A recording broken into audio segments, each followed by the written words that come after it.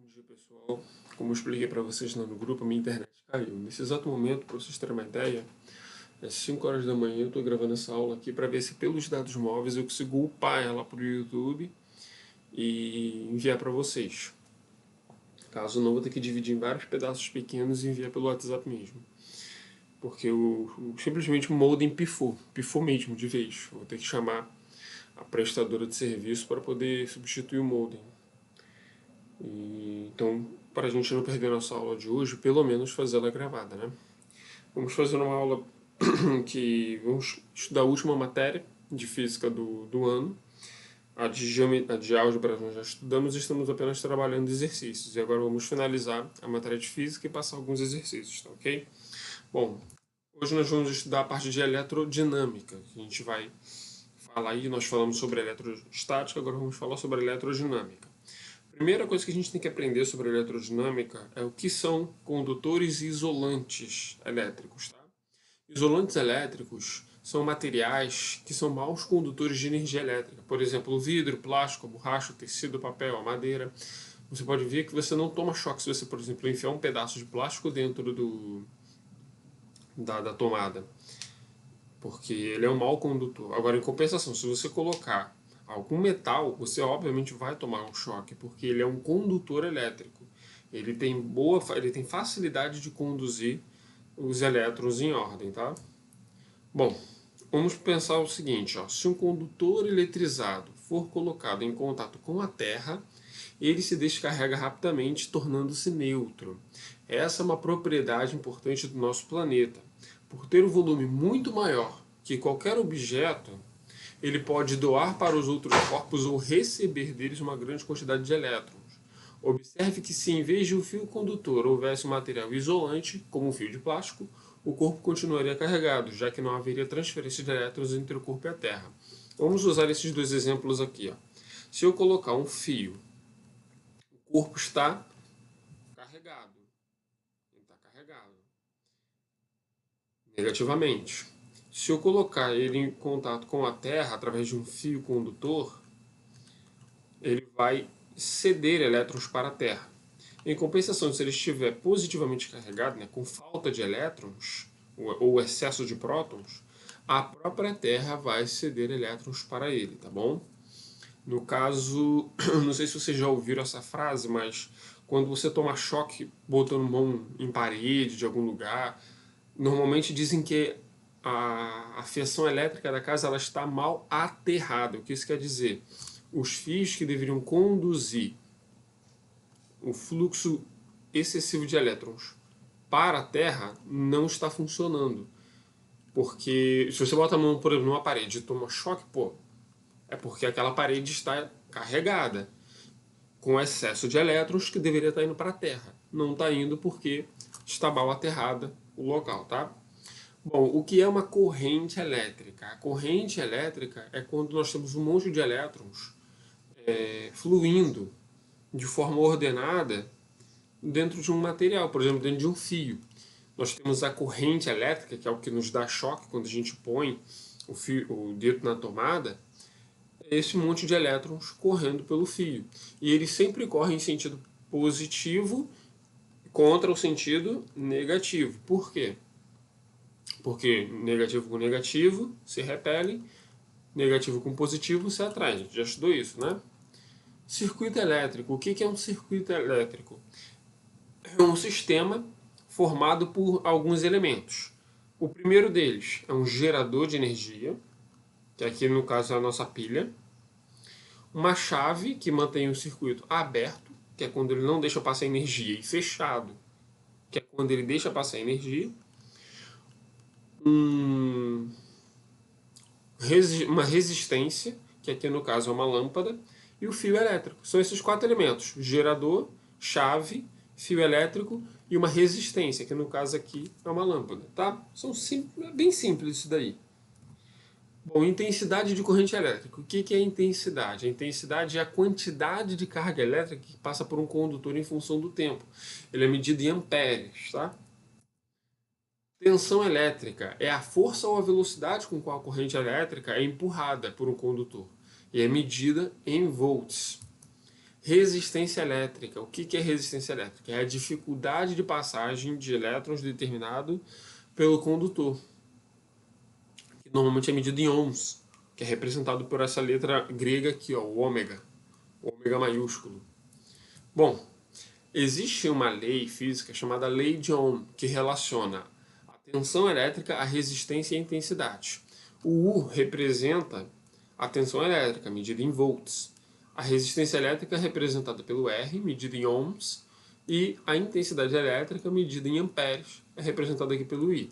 Então, você sabendo a tensão e a resistência, você consegue descobrir, por exemplo, a intensidade. Ó. Olha aí. Ó. Exemplo, as extremidades de um fio com resistência igual a 5 ohms estão ligadas a uma tensão de 10 volts. Qual é a intensidade da corrente que passa pelo fio? Bom, gente, tranquilo, né? Pega aqui, ó, a fórmula, coloca aqui e começamos a distribuir. Ó. Ele diz que a resistência é de 5 ohms, então coloquei aqui no lugar do R o 5. Ligado a uma tensão de 10 volts, então no lugar do U eu coloco 10. Qual é a intensidade? O I é quem ele quer descobrir.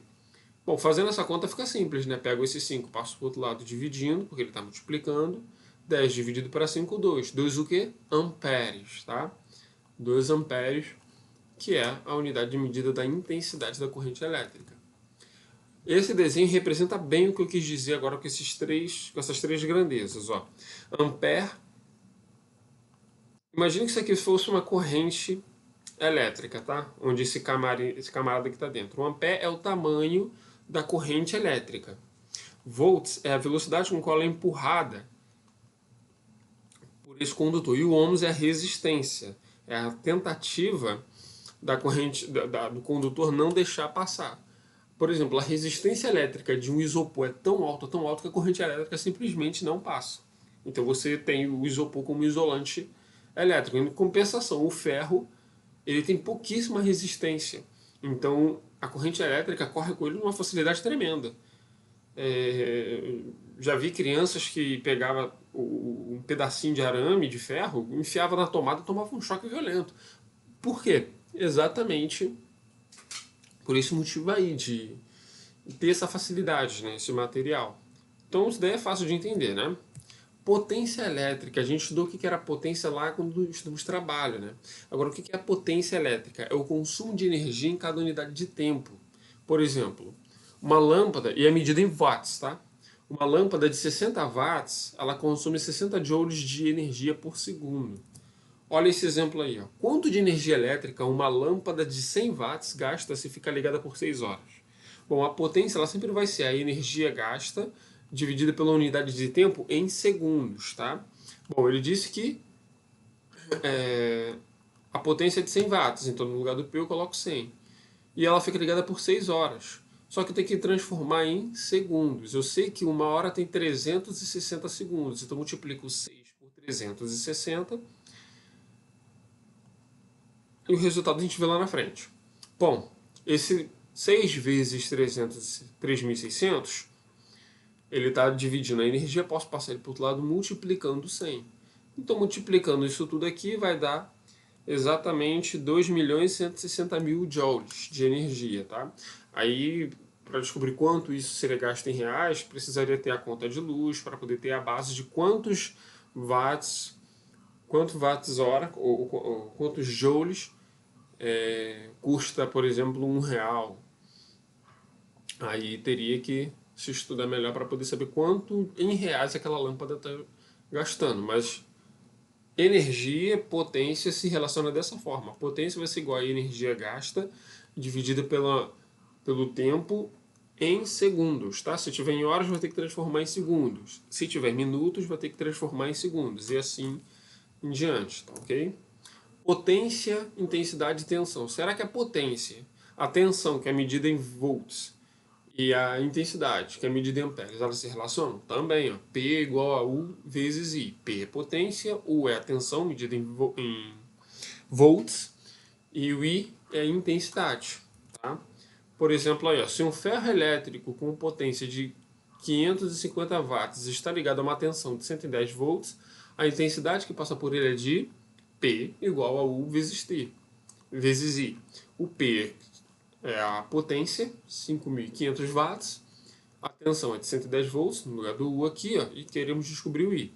Novamente, eu vou pegar o 110, passar para o outro lado dividindo, vou ter I igual a 550 dividido por 110. Então a intensidade que passa por esse ferro aí é de 5 amperes. 5 amperes dá para matar, para vocês terem uma ideia. É uma intensidade que dá para matar. Acho que a partir de 2 amperes o ser humano já morre no primeiro contato. Para vocês terem uma ideia, acho que deve ter uns 300 ou 400 amperes, aqueles fios que ficam em cima do, do trem, por exemplo. Vocês já viram a fiação elétrica do trem? Se você tocar ali, a morte é instantânea. Você vira uma bola de carne queimada instantaneamente. De tão forte que é a intensidade da corrente elétrica nos fios que são utilizados aí pela supervia para poder mover os seus trens. Bom, então continuando. Efeito Joule. O que é o efeito Joule? O efeito Joule é uma coisa que vocês percebem o tempo inteiro, que é quando parte da energia elétrica se dissipa em forma de calor quando passa por um condutor. Por exemplo, vocês já repararam que o carregador de vocês, depois de um tempo usado, ele fica quente? O carregador do celular? É exatamente por causa do efeito Joule. Quando a energia elétrica passa por um condutor, parte dessa energia se transforma em energia térmica, em calor. Então é aí que você consegue esquentar. E através do efeito Joule que vocês não precisam tomar banho frio, aquele banho frio brabo, no inverno. Porque o efeito Joule ele é utilizado para esquentar a água no chuveiro. Tem um filamento de ferro, o níquel, se eu não me engano, eu não lembro qual é o metal que fica dentro, que a gente chama de resistência do chuveiro, onde quando passa a energia ali, ele esquenta aquele ferro e aquele ferro esquenta a água. Para vocês terem uma ideia, o chuveiro é um dos objetos que mais gasta energia elétrica dentro de casa, porque para esquentar aquilo ali a ponto de esquentar bastante a água do chuveiro, ele tem que esquentar muito. Ele esquenta, agora eu esqueci, mas acho que é mais de 400 graus Celsius que aquele ferrinho esquenta, para vocês terem uma ideia. Tá bom? E, gente, um cuidado que vocês precisam tomar. Nunca mudem do quente para o frio, do frio para o quente com o chuveiro aberto. Porque simplesmente você pode tomar um choque violento e morrer. Porque você está com os pés na água, você está se banhando, você provavelmente vai estar com o corpo molhado. Então, com o chuveiro aberto, não se liga chave de energia de chuveiro, tá? Tomem esse cuidado aí. Ó. Gente, um outro local onde o efeito Joule é muito utilizado é na lâmpada. Por exemplo, nessa daí, ó, lâmpada incandescente. Nós temos aqui o fluxo de elétrons passando quando a gente liga a lâmpada. Aí ele pega esse pedacinho aqui, ó, que é um filamento de tungstênio, que é um metal, esquenta isso aqui, acho que é 2.600 graus Celsius ou 3.600 graus Celsius, esquenta tanto, que parte da energia térmica se transforma em energia luminosa. Só que ele precisa de tanta energia para esquentar isso aqui que essa lâmpada ela não é econômica, ela gasta muito. Então por isso que a gente normalmente utiliza a gente faz o uso dessas lâmpadas de fluorescentes, que ela possui um gás dentro. Quando passa energia por esse gás acaba brilhando, tá? Aí a gente tem uma lâmpada muito mais econômica, muito mais fria, tá? Magnetismo aí, ó, para a gente finalizar a matéria desse ano de física.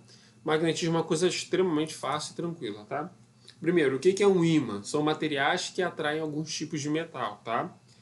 E todo material que pode ser atraído é chamado de material ferromagnético.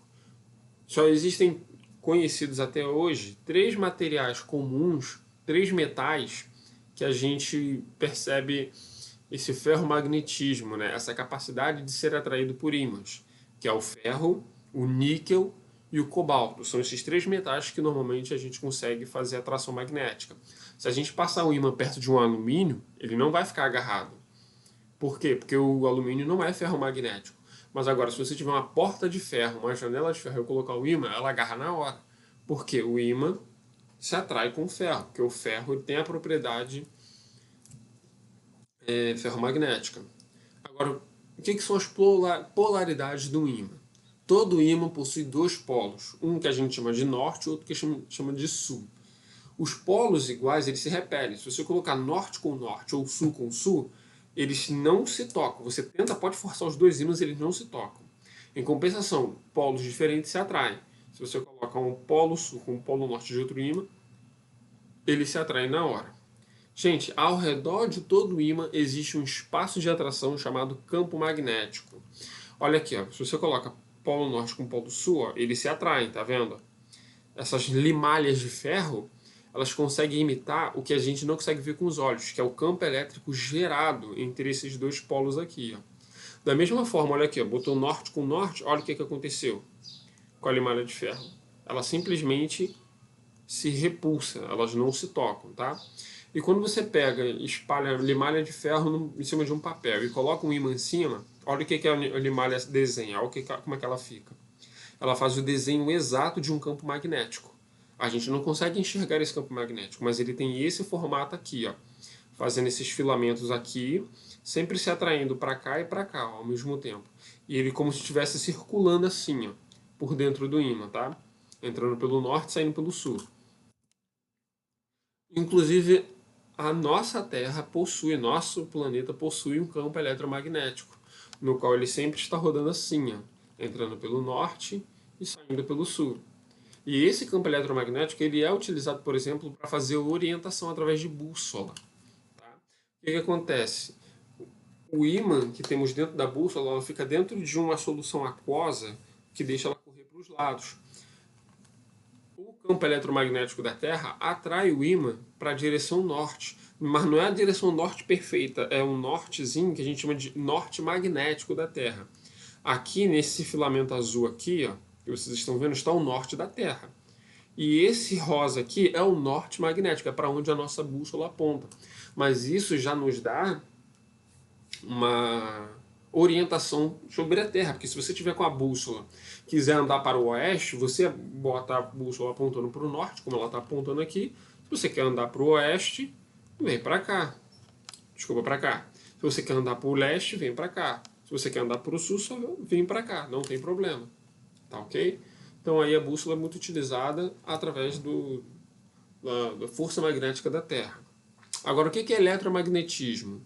Bom, eletromagnetismo é quando uma força elétrica, quando uma corrente elétrica produz um campo magnético, e devemos sempre lembrar disso aqui, ó, toda corrente elétrica produz campo magnético e vice-versa. Todo campo magnético também produz corrente elétrica. Inclusive, se você tem eletricidade na sua casa hoje, agradeça ao eletromagnetismo, que é graças a ele que a gente consegue produzir energia elétrica.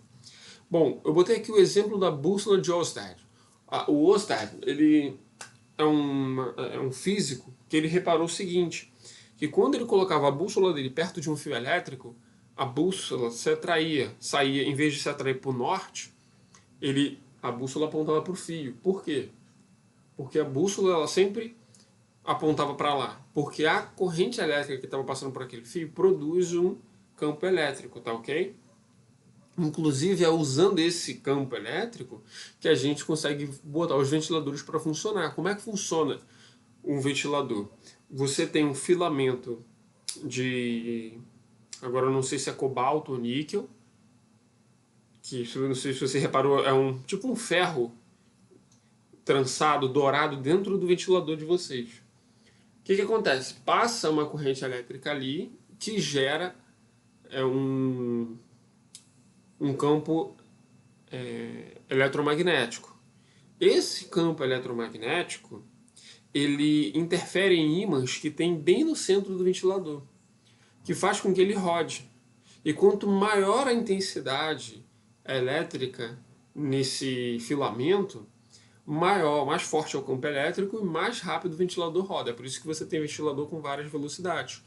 Ele basicamente muda puxando mais ou menos energia, tá? Agora, o que é indução eletromagnética e o que ela tem a ver com a geração de energia? Gente, olha, presta atenção nisso daí. Ó. Quando um ímã se movimenta, o que faz com que o campo magnético dele fique variável, produz-se uma corrente elétrica. Vou dar um exemplo. Uma usina hidrelétrica. Temos aqui um reservatório e temos o duto. Esse reservatório empurra água pelo duto graças à força da gravidade, que faz rodar essa turbina. Essa turbina roda aqui dentro ímãs enormes que eles possuem aqui, próximos a fios elétricos.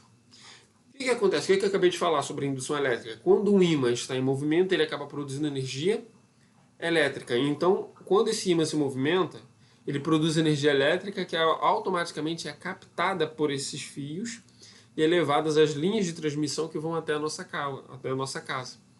Então, produzir energia é basicamente mover ímãs. Então, eles utilizam água de reservatórios para poder fazer esses ímãs se moverem na casa de força e produzir energia elétrica. Além disso, nós temos também, por exemplo, a usina nuclear, onde nós temos a água sendo aquecida no gerador de vapor. Esse vapor, lembra, quando você aquece muito uma coisa que não tem para onde correr, aumenta a pressão. Então esse vapor cheio de pressão vai para a turbina, faz com que a turbina rode. A turbina rodando faz rodar o ímã. Rodando o ímã, produz energia.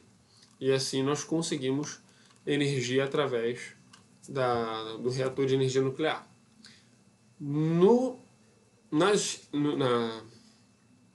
usinas termoelétricas, que são as mais usadas no mundo, também funciona dessa forma. Nós colocamos, por exemplo, o carvão numa caldeira, sai o vapor d'água que faz rodar a turbina, as partes da turbina que rodam aqui dentro o o ímã, que gera energia elétrica através da indução, que leva energia até as nossas casas, tá ok? Temos aí também, funciona da mesma forma com a energia solar. Se der uma usina de energia solar, a energia solar bate dentro do painel fotovoltaico, que faz a água ali se aquecer, rodar uma pequena turbina de ímã, o que faz com que se gere também por indução mais energia elétrica. Show? Então a gente finaliza por aqui a parte de física. E esses aí são os exercícios que vocês precisam fazer já para me entregar nessa aula, tá? Bom, vamos para a parte de álgebra, que é basicamente a correção aí, ó, para a página 306, a número 9. Deixa eu ler aqui para vocês, a 306, número 9, que a resposta já está aqui até, no nosso slide. Na número 9 está escrito o seguinte: uma pesquisa realizada entre trabalhadores de uma loja de calçados no local onde faziam as refeições de almoço. Observe o resultado da tabela abaixo. Aí nós temos ali, ó, você pode pegar o seu livro e acompanhar. Nos restaurantes, número de 300 empregados. Nas lanchonetes, número de 150 empregados. E self-service, o número de 250. Na letra B, ele pede para você saber qual é a porcentagem representada por cada opção. Então vamos lá. Então, nós queremos saber quantos porcentos desses trabalhadores estão nos restaurantes, quantos estão na lanchonete e quantos estão no self-service. Bom, primeiro a gente tem que saber o total. Se você somar os trabalhadores dos três, ó, 300 mais 150 mais 250, você vai ter o total de 700 trabalhadores. Bom, no restaurante a gente vai ter que usar regra de 3 para descobrir essa porcentagem. 700, que é o total, representa 100% dos trabalhadores. 300 é só os que estão no restaurante. Quanto que dará em porcentagem isso? Regra de 3 a gente multiplica cruzado, né? 700 vezes x e 300 vezes 100. 300 vezes 100 dá 30 mil. 700 vezes x vai dar 700x. Passo o 700 para o outro lado dividindo. Vou ter 30 mil dividido por 700, que vai dar 42,85%, aproximadamente. Esse é o valor em porcentagem dos trabalhadores que estão no restaurante aqui, dos 300. Na lanchonete, vamos ter que fazer a mesma coisa. Ó. 700 representa 100% do total. 150 trabalhadores, que são os que estão na lanchonete, representa quantos por cento do total? Mesma coisa, multiplico o cruzado. Ó. 150 vezes 100 vai dar 15 mil. 700 vezes x vai dar 700x. O 700 eu passo para o outro lado dividindo. 15 mil dividido por 700 vai dar aproximadamente 21,42%. Tá? E no self-service, vamos fazer a mesma coisa. 700 representa 100% do pessoal, dos trabalhadores. 250 são os que estão no self-service. Quanto daria em porcentagem? Novamente, multiplico cruzado, ó, 250 vezes 100 vai dar 25 mil. 700 vezes x, 700x. Passo ele para o outro lado dividindo. 25 mil dividido por 700 dá aproximadamente 35,71%, que é o que ele queria descobrir aí, tá? Gente, nós finalizamos a nossa aula por aqui. Não, na verdade não. Esqueci de passar os exercícios aí, ó. Esses aí são os exercícios que vocês devem fazer também de álgebra para me entregar hoje ainda, tá? Aqueles de física que eu mostrei, pausa a aula e volta lá. E esses aqui, tá? Gente, um abraço a todos. Desculpa não poder dar essa aula ao vivo, porque realmente meu modem pifou. Agora são 5 lambadas, já quase 6 horas. E eu vou começar a upar agora essa aula, torcer para que meus dados móveis aguente e eu passe essa aula aí para frente, tá? Um beijo, um abraço para vocês. Qualquer dúvida pode me procurar lá no grupo, tá? Tchau, tchau.